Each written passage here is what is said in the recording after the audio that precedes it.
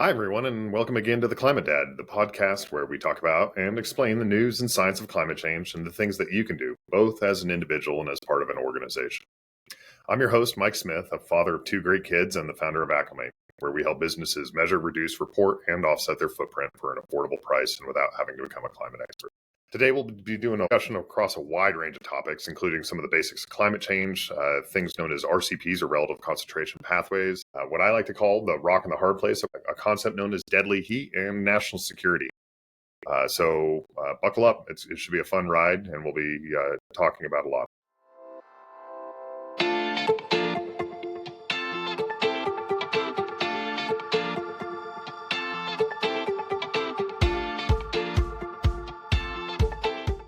So let's start with some of the basics around climate change. The Earth's atmosphere, as you probably know, is mostly nitrogen and oxygen. It's like 78% nitrogen, 21% oxygen.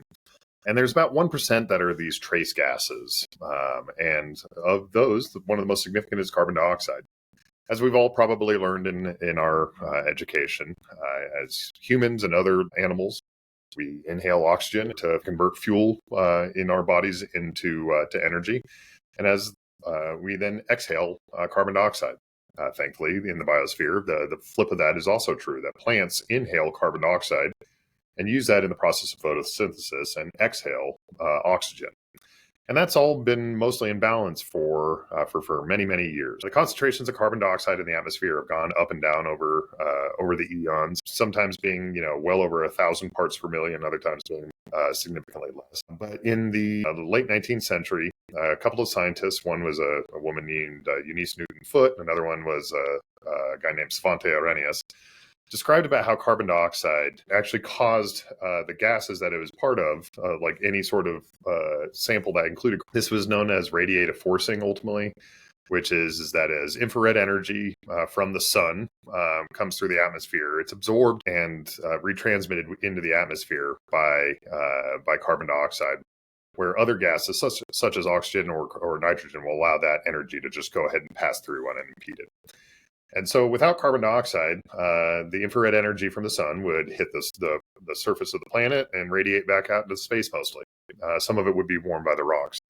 And so we have carbon dioxide not only to thank for the plants that we eat, but also for keeping the earth warm at night. We would have much more drastic temperature swings at day and night without carbon dioxide. It's an important gas for life, and it's part of what makes the earth just such an amazing place to be. But it's gotten out of balance. If you think about it, eons ago, lots of plants lived and died, and that carbon dioxide, instead of being released back into the atmosphere, was stored in the bodies of those plants. And when they died, either the plants or the algae or other things that go through photosynthesis, they were buried sometimes. That ultimately became fossil fuels. It was stored carbon from millions of years ago. That stored carbon, as we dig it up in the form of coal or pump it out in the form of oil and then burn it, is being released into the atmosphere.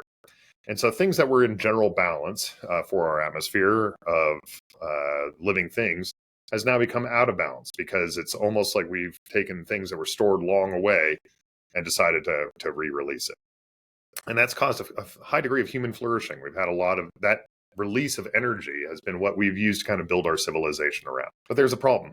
As you add more carbon dioxide to the atmosphere, you warm it. And we have exceeded the ability of nature to capture that carbon dioxide, especially as we continue to cut down forests around the world, and especially in tropical areas. And so that has changed the pathways that we have to go on. And these pathways are known as relative concentration pathways, or RCPs. Some of the stuff that came out of the science around the Paris Accords, which we talked about in our previous episode, was that there was essentially different pathways that humanity has laying in front of us. These different RCPs lead to different degrees of warming. And these relative concentration pathways are based upon the idea of how carbon intensive, how much carbon we're going to release associated with the energy that we're going to consume. So whether it's fossil fuels versus solar, for example, and how much energy we're going to consume associated with a growing population and economic activity. And so you can kind of guess and model about what those are. And there's a graph that I like to show when I talk to people in person that shows kind of 4 different pathways there. And the thing that's always striking to me about this is that those 4 pathways are all warmer than our present day. Like there is kind of no going back. And so when some of the doomists get a little bit about like, well, climate change is coming, they're right. Our future it will be different from our past, and that is a guarantee. But those 4 pathways, I sometimes like to talk about as being a manageable disaster, as the kind of the lowest, lowest impact one, to kind of a catastrophe, to the 3rd pathway as being a cataclysm, and the 4th one is truly something more like an apocalypse. And I'll talk about more why. And I don't mean to be an alarmist, but I do mean that some of this stuff is alarming. So the lowest pathway, RCP2, is a pathway where we get up to maybe about a little under 2 degrees of warming, and then we get down to about no more than about 1.5 degrees of total warming. And this sort of pathway is going to be requiring us to pretty rapidly cut the emissions that we're doing there. This usually looks like about 50% emissions cut in the next decade, 50% of the remainder in the decade following that, and then 50% in the decade following that, to get to about a 90% emissions reductions by 20. At the same time, it also, in order for us to kind of hit that higher temperature and then to come back down, means that we're going to develop the systems that are going to capture carbon dioxide back from the atmosphere. There's a lot of natural systems, so this is the regeneration of trees and forests and preserving the capacity of nature that we have now. But it also includes some potential technical solutions. And so that's important to think about there as well. When I first started in climate, however, the pathway that was most likely, and what was the baseline modeling for all of it, was RCP8. That's the apocalyptic scenario. That's where we get unconstrained hot temperatures, and we're looking at 5 degrees of warming by the beginning of the 22nd century, and about like 8 degrees of warming by the beginning of the 23rd. Just a drastically and apocalyptically different world. And we'll talk a little bit about that here in a minute. It's worth noting that of all the commitments that we've had coming out of the Paris Accords, that we're kind of halfway in between those two. We're sort of between pathways 2 and 3, where we look at probably somewhere around 3 to 3.5 degrees of warming. And that's kind of the baseline scenario now, that like if we don't continue to push and work on this, that's probably where we're going to go. And there's a lot of bad things that happen with that. We'll talk about that more with tipping points as we move forward. So still a lot of work to be done, but there's also small cause for joy here, which is in the decade that I've been working on climate, we have shifted through the actions of many people around economics, of renewable energy, for example. We've shifted from the apocalyptic scenarios being the most likely to something that's still pretty awful, but not nearly as bad. And so we should be happy for that. Now, I talked about this as kind of like a rock and a hard place. And I really do mean that. So the rock and the hard place is the idea that the world is going this direction. We are heading to some hard places. And if we fail to change the direction that we're going on, they get harder than they need to be. But then there's also this rock on which we've built our civilization, and that's the consumption of energy. And so one of my favorite little factoids is that if you're an American, or in North America, potentially if you're an Australian as well, your refrigerator probably consumes 10 times as much electricity as the average Nigerian does off of the grid in their entire lives. And I'm not in any position to deny a Nigerian a refrigerator. So we're going to have to figure out a way from an equity standpoint to allow the developing world to develop, to responsibly develop in a way that people get access to some basic human needs. Everybody has the human right to food, water, shelter, refrigeration as we move forward. And any sort of premise where we deny those is one that's not really built for success. So we have to figure out a way to both improve living standards and to reduce our impact upon the environment. This is something that's kind of sometimes known as donut economics, which is there's like this floor which everybody has to be above, and then there's this ceiling beneath which we have to maintain reduce our consumption of resources.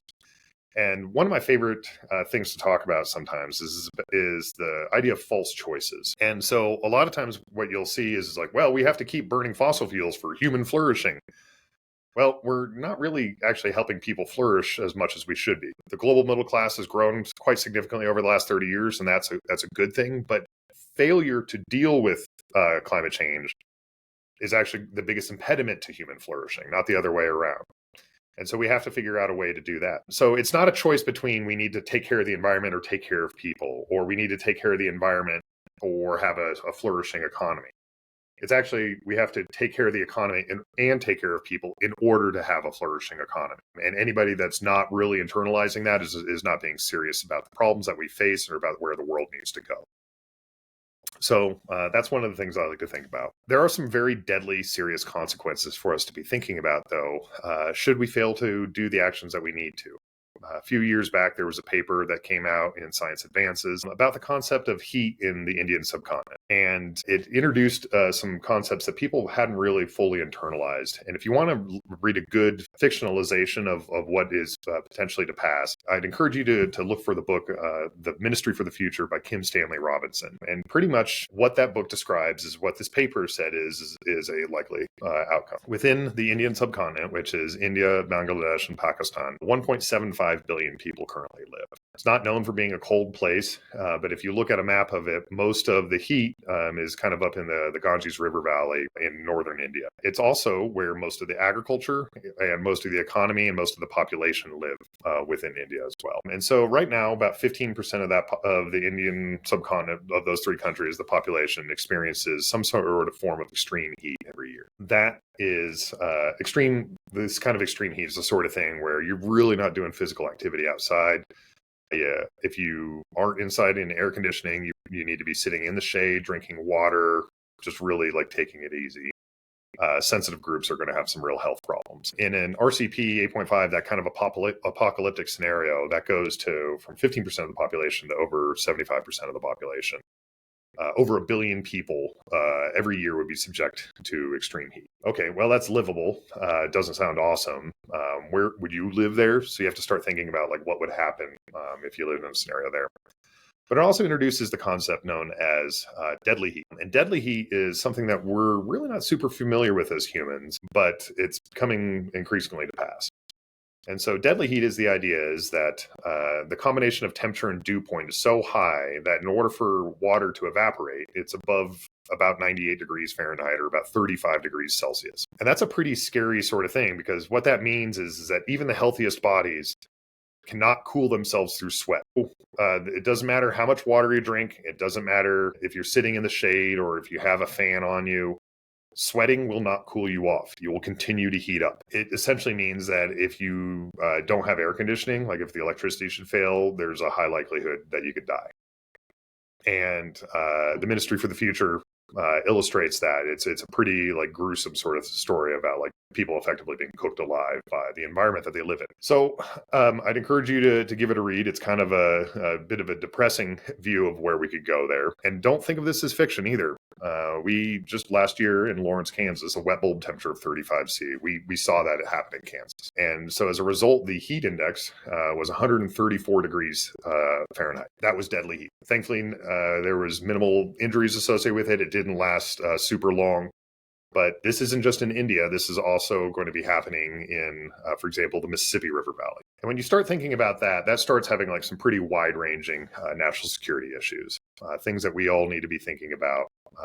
And as a former Navy guy, I think about a lot. What happens when millions of people, 70 million people, or potentially in the Indian subcontinent would be exposed to deadly heat in an 8.5 scenario? Where do those people go? Would you continue to live there? If you lose air conditioning, you could die. It starts looking, pretty dark. And so you start talking about migration and people moving. And we've seen what happens to political systems in Europe and in the United States with relatively small levels of migration and what that's done for political stability in those two regions of the world. What happens when people start moving in much higher numbers to those places? One kind of unappreciated fact is the world currently has the most amount of displaced people in the history of the planet. And that is unappreciated because most of those people are internally displaced.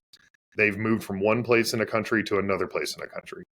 But at a certain point, the capacity of a country to be able to manage its affairs and to have internally displaced not become externally displaced falls. And then you start seeing mass migration. So you're talking about political destabilization. In the Indian subcontinent, the Ganges-Brahmaputra Delta flows is Bangladesh. Bangladesh is one of the most crowded countries in the world. And that river delta is the most likely to flood associated with rising seas. So now you have compounding effects with that. India and Pakistan are both nuclear states, and they have a historic animosity towards one another. They border a third nuclear state in the form of China, which has its own climate concerns that would be driving that, and also one of the largest populations in the world. And so you can see how these things start compounding on each other very, very quickly and become something that cannot just be dealt with through traditional security measures. So I don't mean to say all that to scare you, but just to say, like, there are some very real consequences in failing to act. And it's something that I usually talk about with any new hire at Aclymate about, like, this is why we're doing this. It's not only just about saving the polar bears, it's about human flourishing and the prevention of human suffering. And it really is truly a fight for the future. The Climate Dad podcast is brought to you by Aclymate, the easy and intuitive solution for small and mid-sized businesses. We help companies measure, reduce, report, and offset their footprint without having to become an expert and at an affordable price. For example, we just rolled out a new feature, making it even more affordable, Acclimate's Starter Tier. For companies with fewer than 10 employees, you can get started for just $10 per month. Also, a quick request from everyone listening along. The Climate Dad Pod, as a recently launched podcast, would benefit greatly from people like you who subscribe to also write a review and share it with your family and friends. If climate means as much to you as it does to us here at Acclimate, it's an easy and a free thing that you can do to help get the word out. Thanks. I'm glad to be joined today by Christian Moore, the Vice President of Risk Consulting and the Climate Lead for Concentric. We've been helping Concentric here at Aclymate for a while, and Christian is a quiet powerhouse of a professional that I've really enjoyed getting to know. His role is a unique one, being the lead on the security services that Concentric offers to its clients, while at the same time managing the climate risks and impacts of Concentric's operations. I really enjoyed this interview. Christian's a veteran of the British military and has spent time in Belize working on both forest preservation and security. It's really fascinating stuff. I think it ties into what we've been talking about. And moreover, his personal story really resonated with my own. So enjoy. All right, everybody, welcome. I'm here today joined by Christian Moore at Concentric. In his current role, he's the Vice President of Risk Consulting. And as we'll get into in the end of the discussion, is he also wears the primary hat of being the climate lead within the company, both kind of within a risk construct, but also beyond that. So we'll talk about that more. Christian, really great to have you join me today. Thank you, Mike. Yeah, it's nice to be asked, and I hope I can bring some value in talking about our particular journey as a company and me as an individual. Yeah, absolutely.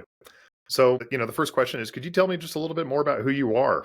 Your background. Obviously, we talked about your job title, but anything that makes you who you are is what I want to know. Yeah, sure. I mean, first and foremost, I'm a Brit, as I hope you can still tell. I've been in the States for 17 years now, but holding on to my accent with regular viewings of Downton Abbey just to polish it up. And then I was in the military in the UK for 20 years. I was in the British Marines for 10 of those years, and then our Special Forces for the final 10 of those years. And then I sort of transitioned into initially corporate intelligence and then corporate security as a career. So I've been a consultant really since I left the military. Phases with an alcohol company in Asia where I was doing business intelligence. And then I had about 6 years with a focus on oil and gas out of Houston, managing their risk.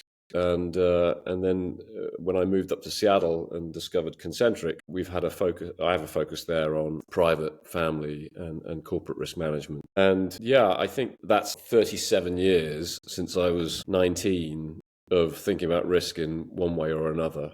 And I find that it's personally appeals to me as an area of interest and can't really imagine doing anything else. And so I became, well, certainly I'll go back to, I spent a lot of time in the jungle during my military times. I think 3 months in total, if I added it all together, that I was deep in the trees, both in Brunei in Indonesia and then in Belize. And I'll be frank that I had very little appreciation for the nature that was around me. I look back at that time now and just how precious it was as an experience to be dropped by helicopter just deep into prime forest and old growth trees and seeing things that are sort of untouched other than us camouflaged humans roaming around training, in jungle warfare. And it wasn't really until I met my American wife that I began to give any thought whatsoever to the environment. She had trained as an environmental biologist initially. And as I courted her, I realized I probably needed to have something to say on that front. So I threw in a few white lies about how beautiful it had been in the forest and in the jungles. But it really wasn't until my current boss dispatched me down to Belize to do some pro bono consulting for a group of forest rangers there that I really joined the dots between my interest in risk and the need to protect nature. And so since then, it's become probably my driving passion. I really love that story. It's also interesting. Every so often you meet a veteran that's in this space, and so it's interesting to see how your identity. Like, do you think of yourself? You spent 20 years in the service, so I would imagine you do think of yourself as a veteran. Yeah, I do. I think it's in the US, veteran status is somewhat different. The whole, thank you for your service is something I've had to get used to. I feel extremely lucky to have had 20 years being paid to, roam around doing interesting stuff. And I don't feel any need for thanks. But I have now 4 teenagers, 2 of whom are themselves orienting towards the military. And I'm quite happy with that, although I'm not pushing them. But I just think there's no better start in a young life than any form of service, whether it's military service or otherwise. And I'm just very grateful. It set me up both with a sense of responsibility, and it gave me a card to put on the table when I was looking for other jobs. And still today, then I don't dwell on my being a veteran, but I do find that when it comes out in conversation, it's a point of interest, becomes a point of pride as you realize that other people are grateful for what you did, maybe impressed by. Yeah, in my own kind of experience as a veteran, I feel that way as well, which is just like I lived an incredible life for years. And my country made great investments in me as a person. And so Mike, I don't even think I knew that you were a veteran. Yeah, I used to fly F-18s for the U.S. Navy. Blimey. I was at a wine tasting a couple of weekends ago and got introduced to a very haggard-looking fellow who was in construction, and he looked like he'd been building, houses in the valley here for decades. And I said, "Have you always done this?" He said, "No, I flew fast jets off aircraft carriers for 12 years before this." I forget what he flew precisely, but yeah. Thank you for your service, Mike. I love that, veterans are finding their way into this space. And I know I have a significant network of veterans who are in or looking to find something useful to do in the environmental protection space. Why do you think that is? Well, I think primarily it is this. It broadens your perspective to join the military, both in terms of the part that you are playing in a much broader strategic role for your country. They send you to interesting places, so you get mind expanded there. We all will have useful memories that serve as benchmarks of places we've been where people live very different lives. And that's always made me feel grateful for the place that I was born into, the circumstances that I was born into. And I think, you get exposed to that as a young person, and the values that US and UK military strive to instill in you, I think they leave you, and I'm going to swear now, giving an F. Caring is a bit of a soppy, sensitive word, but giving an F is something that I think you find all veterans come out with just instilled in them. And then I think that sense of risk and security is instilled in anyone who's served. And so I think in the current times, and this maybe previous decades, but in the current times, you cannot avoid awareness of the threat from environmental destruction and changes in the climate. And so if that sense of security and risk is instilled in you, you're going to, I think, you'll see some natural alignment between things that you care about and are good at and things that need doing. My biggest frustration, and we'll probably get onto this, is finding a way to get paid to do that. You've done a good job, sir, at that. I'm still trying to figure it out for myself, but I feel that I'm slowly closing in on what doesn't exist right now, which is an environmental security industry that isn't non-profit. It's commercially driven. It's going to attract, veterans for sure, young people who care, and I'm excited to be, potentially at the forefront of that. So I couldn't have said that better myself as well. Like I think you and I are of very similar minds about like why I was attracted to this work. Can you tell me a little bit more about background about what Concentric does? And then specifically, why is Concentric concerned about sustainability and climate? Like it wouldn't necessarily seem to be an obvious connection. Yeah. So, I mean, Concentric is a security company. That includes the need for intelligence in order to deliver security. So security and intelligence are the two main areas that we deal in. Our clients range from private individuals, families, family offices, corporates and non-profits. And, our stated mission is manage risk to keep people safe everywhere. And by that, we're talking geography and we're talking, physical and cyber. The company's been around for, around 12 years, I would say, and has grown to be the biggest security company on the West Coast.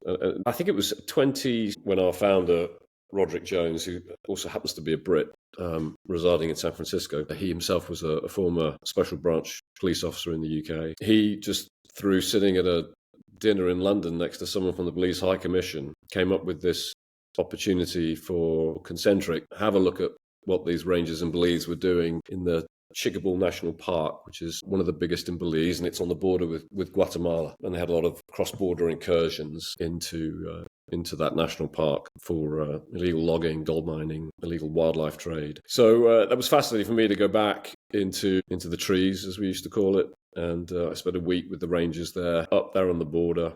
Fascinating working with non-profit rangers dressed in camo and carrying AR, wearing camouflage cream. It was almost alarming to see that sort of juxtaposition of non-profit conservation and a military role. They shared it with the Police Defence Force, but it was a very militarized approach. And there was no doubt that the conclusion they expected was that you need better camouflaged uniforms, you need more powerful weapons, you need all of the military tools of the trade that you don't have in order to combat this problem. But I actually came away with realizing that what they really lack is situational awareness, or what we came to call domain awareness. So if you take a group of rangers who've got responsibility for a national park, it was a lot of real estate to keep an eye on. Impossible to do without surveillance technology, essentially. And they weren't using that. They were picking areas of the forest, maybe picking up on a lead from a local community, and then they were making long patrols into these areas up by the border, trying to find people doing things they shouldn't be doing. And it sometimes culminated in armed exchanges with people getting shot and in some cases dying, all of which seemed to me somewhat unnecessary. And what was lacking was something that we do use in the military, which is domain awareness, which you can achieve through space observation from satellites and through ground-based sensors. There was a whole range of things that were familiar to me from my military days that could usefully be applied here in a similar situation where you've got a small group of people trying to protect a large piece of real estate that by its nature, by its forested nature, it's difficult to see what's going on. So I came back and just did a bit of Googling to find out if anyone was doing anything relating to this. And I did. I found some fascinating advances have been made in satellite monitoring, the use of drones, evolutions in camera traps, seismic sensors, and most excitingly for the forest, acoustic sensors. And I've subsequently ended up, climbing 100 feet up into the canopy of Belize to help install phenomenal acoustic sensors that run off solar power for 4 years before they need any serious maintenance. And they are just continually sucking up all of the acoustic data within a square mile of this sensor, and then using AI to process that acoustic data to differentiate between natural sounds and human-made sounds, whether it's a vehicle or a gunshot or voice. Somewhere that there shouldn't be a human, but these sensors will hear that. They're working on triangulation so they can be more accurate about, but they certainly are immediately notified that within this square mile, there is the sound of a chainsaw, for example. So that helps the rangers go where they're needed, and maybe they go slightly better prepared than they would do if they just bumped into the illegal logging event. Quite fascinatingly, I found the team, they're called Rainforest Connection. I'll give them a plug here. RFCX. They are on about the third or fourth generation of these acoustic sensors. They brought a bioacoustic team of scientists into their fold along the way. And they realized through machine learning that the acoustic signature of a chainsaw is like just 1 decibel different from that of a howler monkey. So the sensors kept triggering when they heard the howler monkey, and they'd go there and there was no chainsaw activity, no evidence of it. And then they began to realize, and so now the AI understands the difference, even though it's very fine difference between the two. So fascinating application of technology. We ended up doing a pilot down in Belize and proved that that can be really useful. My constant struggle is to find the bandwidth and the way to have that paid for to do it more expansively. But certainly along the way, so I had the support of our founder then, and we all, I think, at the same time realized this very natural link between a security risk consultancy and the risk that we all face from not protecting those forests down in Belize. So it's a fascinating risk model when you think about at the ground level, you've got the loss of biodiversity, the loss of captured carbon, the loss of blood as people confront each other over the protection of these carbon assets and this biodiversity. You then had Belize and Guatemala actually, saber rattling at each other over these cross-border insurgents. No doubt that the pilfering from this particular forest was happening, was part of a chain moving through Central America to feed us our cheap lumber. And then you've got the impact on climate change of those events down in Central America are directly impacting me, my kids, their future, everyone in our company. I mean, it's an inescapable risk, and probably the greatest one that we all face together. And there was just this joining of dots in my mind, in the mind of our company's leadership, that it just made complete sense. It made so much more sense that a company like ours would get more directly involved on the front lines than it would if we were making, car tires and trying to reduce the environmental and climate impact of that, that production of that product. And so, we feel a sense of purpose that we really ought to, now that we've seen that, we really need to do something about it and get more directly involved. I think that's an incredibly vivid story, and talking about quite literally being on the front lines of environmental destruction and climate change makes it very personal. And I appreciated hearing that from you. It's definitely something that I've talked about a little bit as well, which is that climate is the number one threat multiplier to the international security order out there. And it's the sort of thing that if we let it get out of control, security itself will get out of control. And so it's both like in the short-term risk and the kind of the longer-term risk that you see here. So I love this discussion about risk, environmental destruction, and security. No, I could, as soon as you said threat multiplier, which, for us military people is second language. But I hadn't included that in my off the top of my head list there. But that, when I think about Belize and I think about Central America and I think about environmental degradation there, I think about the increased prevalence of hurricanes and weather events that are making it a struggle, more of a struggle to earn a living down there. There are other factors at play, of course, but just the environmental factors are driving people north to perceive, safety and a better way of living up here. So I really feel that there is important work to be done down there. We ideally would have those people stay there and we would pay them to do the important work that's required to help us, but also, help themselves, down there on the equator facing those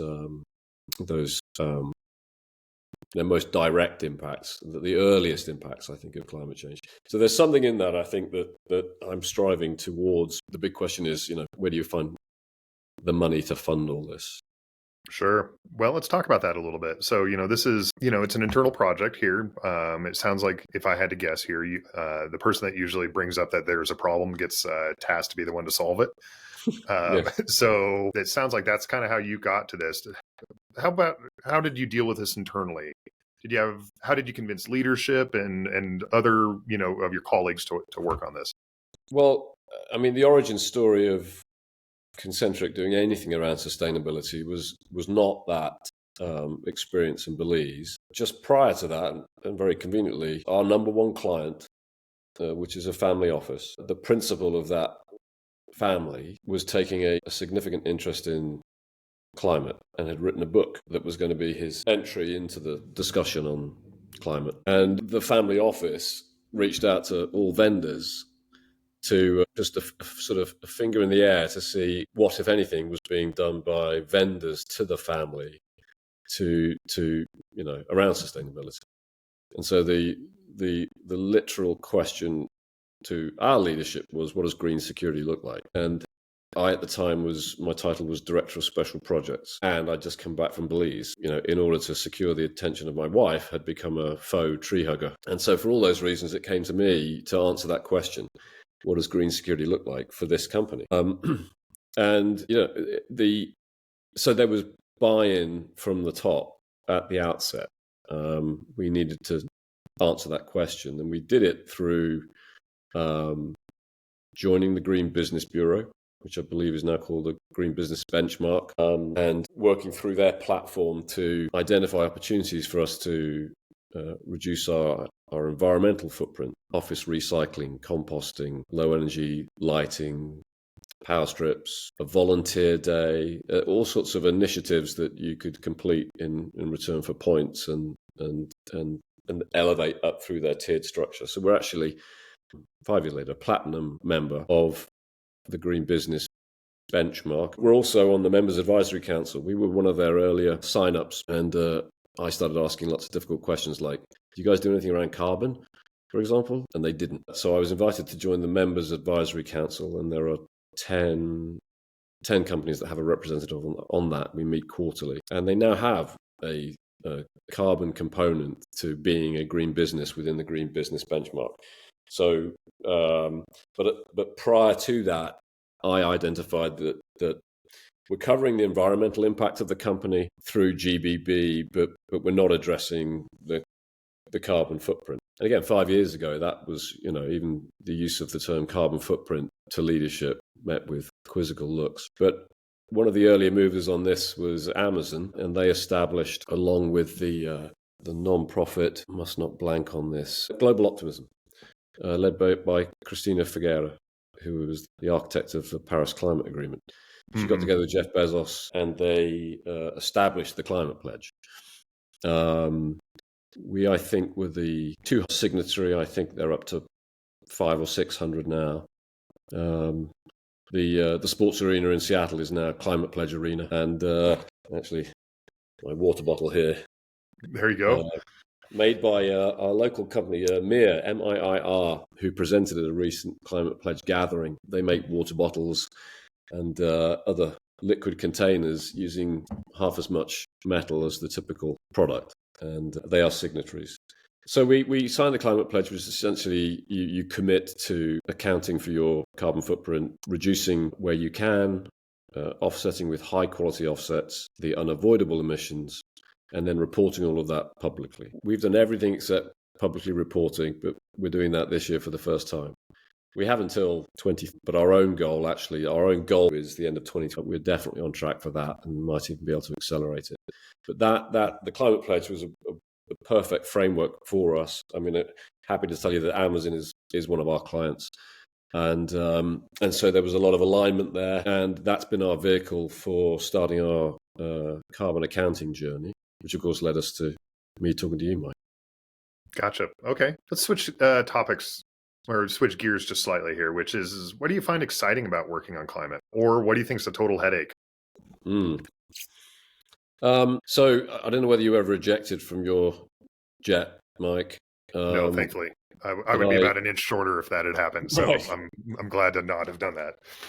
Yeah, I did a lot of parachuting, sometimes into the sea at night. It's very exciting, but it's also quite terrifying. I actually have a fear of heights that I had to overcome throughout my career. And yeah, when I think about climate, it's terrifying, and certainly in the context of how fast things are changing, how those models were all inaccurate in their estimation of when things would really start to change. And yeah, I've got 4 teenagers who are going to be living in that world for a good while longer than me. So it feels very deep down scary to contemplate what the world is going to look like in 5, 10, 15, 20 years' time, even if we do a lot of good stuff. It's going to be a very different world to the one that you and I grew up in. So that worries me. But I also, with that, the whole thing I find quite exhilarating because it's happening now. Ours is the generation that has the imperative to do something about it or not do enough. When I was there was a climate pledge summit for signatories to gather in New York. We, of course, all offset our flights. John Kerry spoke there and was very impressive. I see he's now relinquishing that role.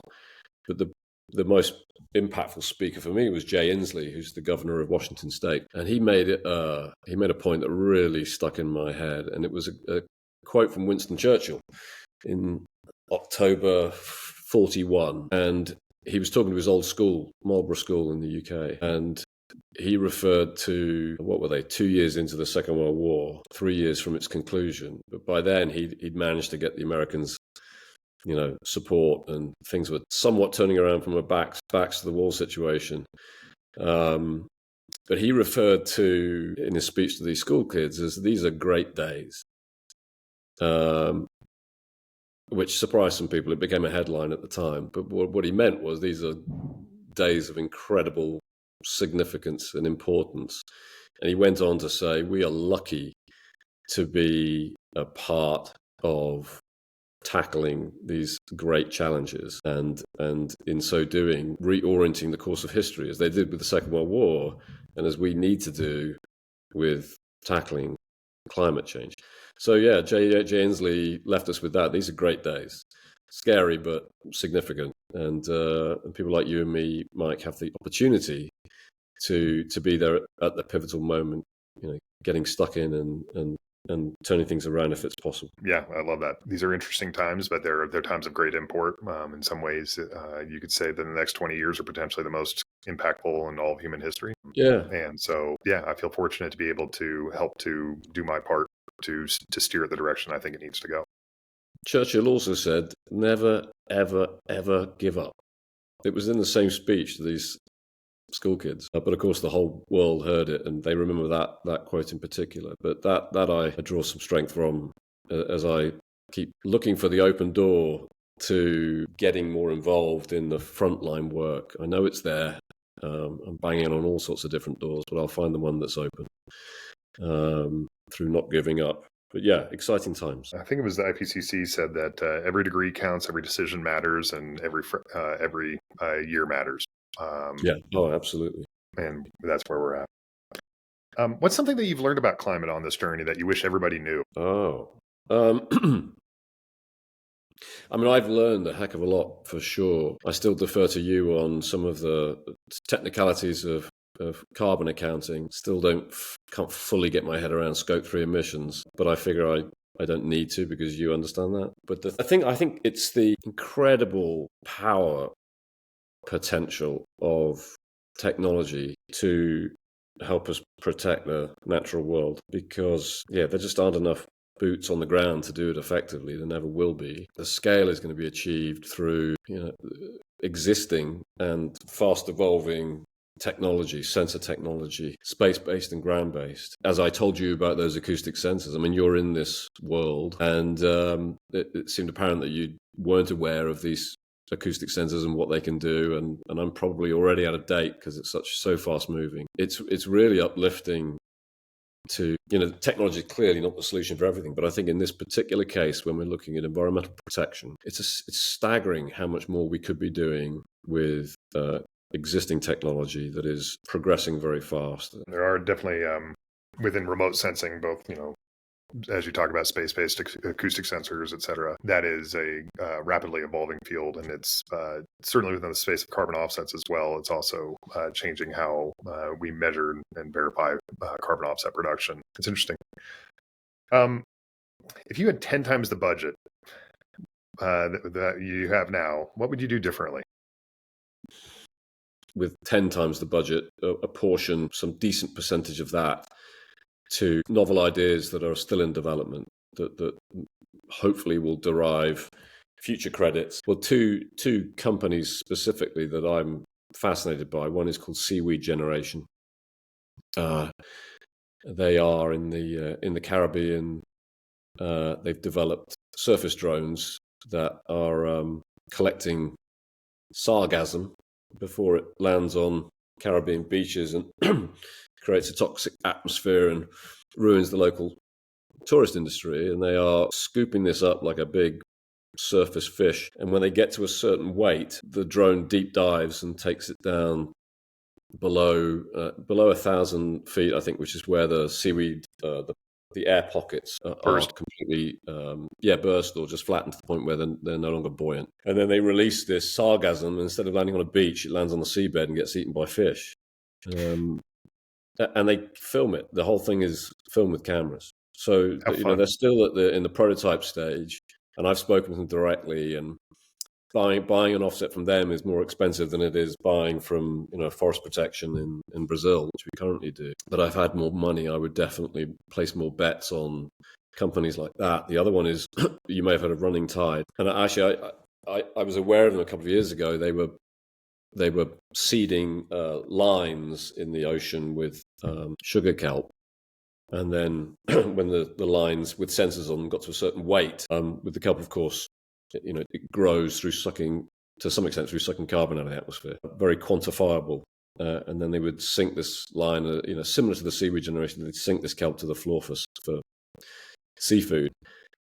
Those sorts of things fascinate me and excite me. And when you think of the scale at which they could be done, the potential for them, it's very uplifting. And I wish if I had more money, I would buy more of their credits to help them along that development process. I know Running Tide, for example, has had some early funding through Stripe and some of their work around that. And so that's definitely important work. We work with a preferred partner called CNOT that does offset curation. Essentially, they buy the offsets for you. Okay. And part of their portfolio is to invest some part of their offset buy into these emerging technologies, which aren't at scale yet, and so it can never be the bulk of your portfolio, but they are definitely an important part about where we go. Yeah, I think when Concentric, I want to do that with a portfolio approach, and I want to have some portion, even within our existing budget, some portion of that to be looking at these future methodologies for capturing carbon. Because it's important to do it, but also there's just a great story there. It's fascinating stuff. We produce an internal Green Team newsletter, and I've referred to these types of opportunities before, and you can just see faces light up. This is kind of cool stuff that we can be a part of. I don't know whether I have mentioned, but we've seen a really profound impact of our sustainability efforts supporting recruitment and retention, particularly among, are we allowed to say millennials?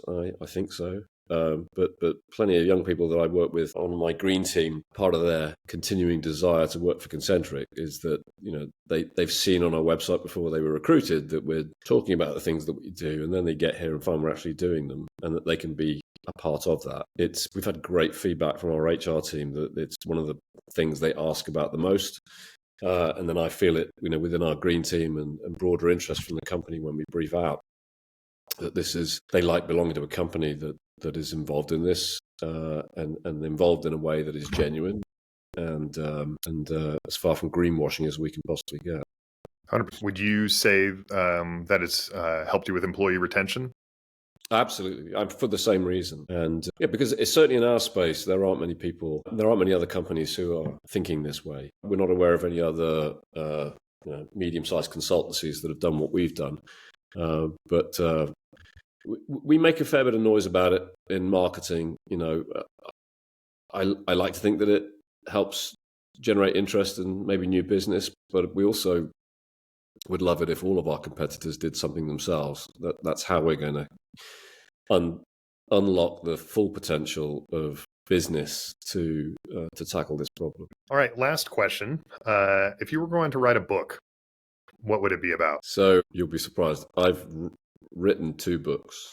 Okay. Neither of which have been published because I haven't submitted them. The first book I wrote when I left my 20 years in the military, I wanted to be a writer. My wife was working in Brazil, leading college kids on environmental tours of Brazil. So I went, handed over my squadron one day, and the next day I stopped shaving and plugged into a group of Antioch college kids, most of whom were barefooted and literally tree hugging.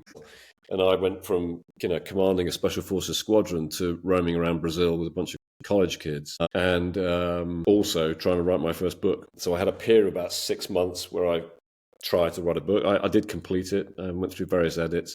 And it was actually an environmental, like an eco-thriller based on someone with a similar background to mine who similarly fell into environmental security, in this case, working alongside indigenous people in Ecuador to protect their forests from oil development. And that was based on having an Ecuadorian friend who was a former Ecuadorian Marine who was absolutely engaged in that himself. So it was a pretty decent book. But then my first son came along and I realized how little you might well be, or most likely will be paid for your book, even if you get published. I followed the money, sadly, but it's still there. It may see the light of day one day. And then I've also written a book with my wife. She and I have written a book about how we met in Paris 20 years ago from two different perspectives, alternating chapters. I won't go into it now, but it's really quite the romantic story, and not just because it was in Paris. I would love, in my retirement, to pick up the eco-thriller genre and get back into that. Green James Bond. Green James Bond. I love it. And I think that's where we should wrap this up. Christian, I've really enjoyed speaking with you today. I think you're a fascinating person. I hope you do actually get that book published sooner rather than later. And I want to thank you for your time, for trusting Acclimate, for the work that we do with you all. And it was great to talk with you. I've really enjoyed it. As anyone in the company will tell you, if you give me an inch as far as talking about the environment, I'll take a mile. It's within everything that I do at Concentric, it's the bit that it excites me the most, that I feel most fulfilled by. So I saw in my calendar, I got a whole hour to talk about this stuff. Wonderful. And it's been wonderful. Thank you, Mike. What do you think of Christian? Like I said, I really enjoyed how he connected the dots of nature, preservation, climate, and security. Anyways, that's our show. I want to hear from you. Go to acclimate.com, again, ACLYMATE, or send an email to theclimatedad@acclimate.com to submit a question for me or the show. Thanks to Christian for joining me today, and thank you all for listening. I'll be back next time with a breakdown of all things climate and with another guest. Make sure to subscribe to The Climate Dad wherever you get your podcasts, and to share, like, and comment on social media. My name's Mike Smith, and this was The Climate Dad.